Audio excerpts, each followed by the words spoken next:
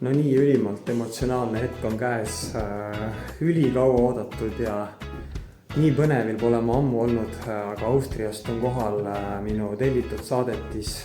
Kõik ikatiterad on kohal, pinnimisvahendid on kohal, luisud on kohal, luisutopsid on kohal ja nagu sa siit minu selja tagant näha võid, siis on siin arutamist omajagu ja igal juhul olen ülimalt põnev, super äge. Annan oma endast parima, et nüüd võimalikult kiiresti see kaup ilusti üle vaadata, kokku panna ja et saaks huvilistele pakkuma hakata, et lihtsalt niivõrd kvaliteetne ja äge kraam, mis mul siin on, et jääme siis ootele.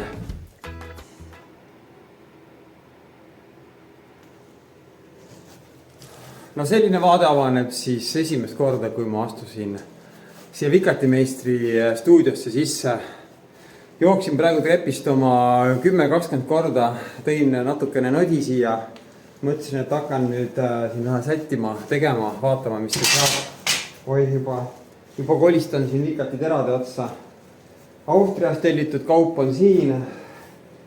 Igasugust veneaegset ajaloolist kraami. Siin on vikati löösid erinevaid. Juba viskasin siia raami peale osad paika. Ma täpselt ei tea, mis siin paigutamisega saab. Siin on 2 riiulit valmis. Siin on mõnus suur töölaud, kus saab siis neid vikati varsi ja terasid siin sobitada ja timmida. Lahedad pulkadega stendid on siin valmis, ootavad ülespanekut. Vaatan, kus see täpselt õige koht tuleb. Mõnus muru on maas. Päike paistab, tuba on soe, talveks valmis, talvehooajaks. Pinnimise pakud ka siin juba 2 tükki olemas, et tuleb juurde kindlasti.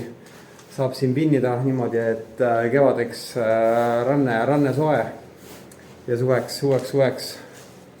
Ühesõnaga hakkame siis siin asju välja panema ja paika sättima.